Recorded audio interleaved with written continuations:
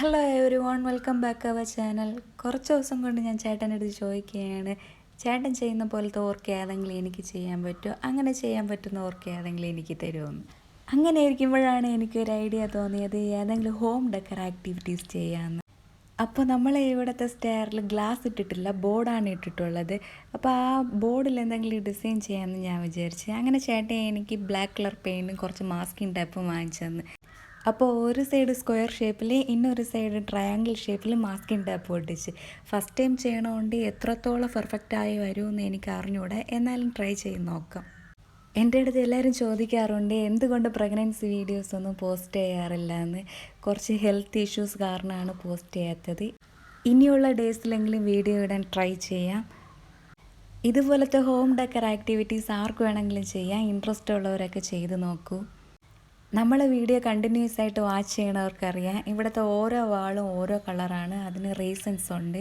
ചേട്ടൻ ഇപ്പോൾ മെയിനായിട്ട് ഫോക്കസ് ചെയ്യുന്നത് ഗാർഡനിങ്, ഔട്ട്ലെറ്റ്, ഫാമിംഗ് ഇതുപോലത്തെ വർക്കാണ്.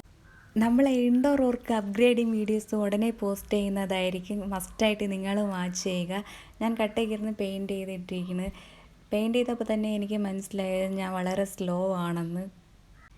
ഇത് നമ്മളെ മുകളിലത്തെ ഹാളാണ്. ഇവിടെ ഒരു ബെഡ് സെറ്റ് ചെയ്തിട്ടുണ്ട്. ഇവിടെ വെച്ചാണ് ചേട്ടൻ വീഡിയോ പോസ്റ്റ് ചെയ്യണത്, എഡിറ്റ് ചെയ്യണതൊക്കെ.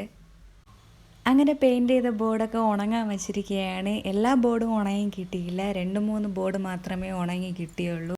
ഞാൻ പറയണ കേട്ടാൽ തോന്നും ഞാനാണ് എല്ലാ ബോർഡും പെയിൻറ്റ് ചെയ്തതെന്ന്. സത്യം പറഞ്ഞാൽ 2-3 ബോർഡ് മാത്രമേ എനിക്ക് പെയിൻറ്റ് ചെയ്യാൻ പറ്റുള്ളൂ. ബാക്കിയൊക്കെ ചേട്ടനാണ് ചെയ്തത്. എനിക്ക് നിറയെ നേരം ഇങ്ങനെ ഇരിക്കാൻ പറ്റിയില്ല. അപ്പോൾ ട്രൈ ആയ ബോർഡിൽ നിന്ന് മാസ്കിങ് ടാപ്പ് ഇങ്ങനെ വലിച്ചിളക്കിയാണ്. ഞാൻ വിചാരിച്ചില്ല ഫസ്റ്റ് ടൈം ചെയ്യുമ്പോൾ എങ്ങനെ വൃത്തിയായിട്ട് വരുമെന്ന് വിചാരിച്ചില്ല. എന്നാലും കൊള്ളാം.